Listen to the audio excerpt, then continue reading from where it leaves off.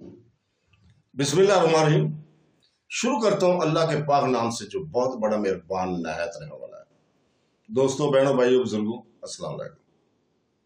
हम आपको आज हजूर पाक सल्लल्लाहु अलैहि वसल्लम की हदीस नबवी की इस सिलसिलावार वीडियोस की आज की इस हदीस मुबारक के वीडियोस में खुश आमदीद कहते हैं। हमने ये सफ़र हदीस मुबारक के सबसे मुस्तंद मजमूआ कलाम सही बुखारी से शुरू किया है, जो कि उम्मत मुसलमा ने कुरान पाक के बाद सबसे मोतबर किताब करार दिया था। और हदीस महज अल्लाह ताला का एक बयान नहीं है, ये हजूर पाक सल्लल्लाहु अलैहि वसल्लम का बयान है, और बल्कि हदायत का चिराग और सुन्नत का दरीचा और रसूल पाक सल्लल्लाहु अलैहि वसल्लम की अब्दी हिकमत की याद दहानी है। तो दोस्तों, बहनों, भाइयों, बुजुर्गों, हम हदीस नंबर 27 को बयान करते हैं, जिसमें हजरत साद बिन अबी वक्कास रज़ियल्लाहु ताला का बयान है कि रसूल पाक सल्लल्लाहु अलैहि वसल्लम ने चंद लोगों को कुछ माल दिया और वो साद रज़ियल्लाहु ताला वहां बैठे हुए थे। आपने एक शख्स को छोड़ दिया, यानी इसे कुछ न दिया, हालांकि वो तमाम लोगों में से मुझसे ज्यादा पसंद थे।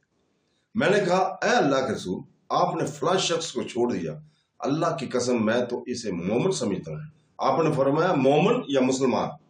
मैं थोड़ी देर खामोश रहा, फिर इसके मुतल्लिक में जो जानता था इसने मुझे बोलने पर मजबूर कर दिया। मैंने दोबारा अर्ज किया, आपने फलां शख्स को क्यों नजरअंदाज कर दिया? अल्लाह की कसम मैं तो इसे मोमिन ख्याल करता हूँ। आपने फरमाया, मोमिन या मुसलमान? मैं फिर थोड़ी देर चुप रहा, फिर इसके मुतल्लिक जो मैं जानता था इसने मुझे मजबूर किया कि मैंने तीसरी मरतबा वही अर्ज किया, और रसूल पाक सल्लल्लाहु अलैहि वसल्लम ने भी वही फरमाया। इसके बाद आप गोया हुए, ऐसा मैं एक शख्स को कुछ देता हूं, हालांकि दूसरा शख्स मुझे इससे ज्यादा महबूब होता है।